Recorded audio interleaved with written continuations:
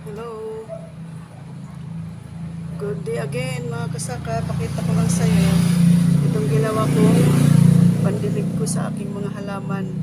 Ito ay nakatulong para lumago yung halaman at gumanda yung kanilang mga dahon. Ito po ay ginawa ko. Ito ay FFJ Fermented Fruit Juice. Ginawa ko noong January 31, 2023. Ito yung juice niya. Yan. Ito, pag nagtimpla ko nito, 10 ml. Ito, 10 ml lang. Ito yung texture niya, oh. Mga kasaka. 10 ml, bale, sa isang 1.5. Isang 1.5 na 10 ml sa fermented, yun ito. 10 ml nito.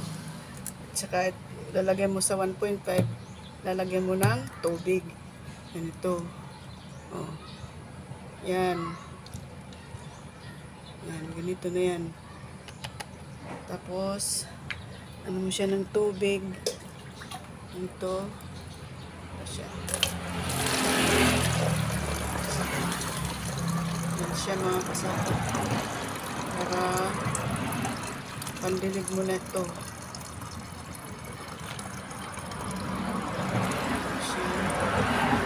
And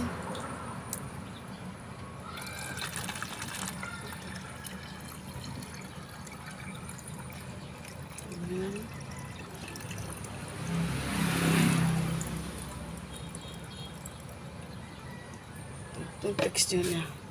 Ganito na siya. Yan. Ito yung texture niya. Ipandidilig ko ito sa aking halaman. Yan. Ngayon ay nagdidilig ako kaya kahit ano lang pag ano nyo dito, pagdilig nyo ay kahit once a week didiligan nyo ng mga halaman nyo ng ganito. Kasi pagpaganda rin ito ng hindi ako nag-advertise ng Sprite, ha. Ang galing ko ng ito. Ito yung texture niya mga kasaka. Didilig ko ito sa aking mga halaman. Yan lang mga kasaka. Ang ginawa ko, ito ay fruits, tatlong klase ng fruits, banana, papaya, saka yung melon. Ito. Minsan, pag gumawa ko ulit, ay papakita ko po sa inyo kung paano ang mixture. Saka molasses ang inalo ko dito. Molasses.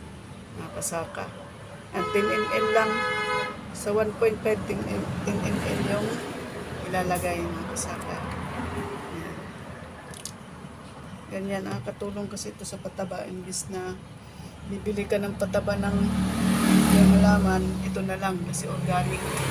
Kahit doon sa farm ko, yung ano ko doon, yung mga tanim ko doon, dinidiligan ko rin sila ng ganito. Minsan, pag gagawa ko ng FAA, fish amino acid, tsaka yung fermented plant juice, ay papakita ko po sa inyo kung paano paggawa. Yan po, salamat po mga kasaka sa inyong panonood.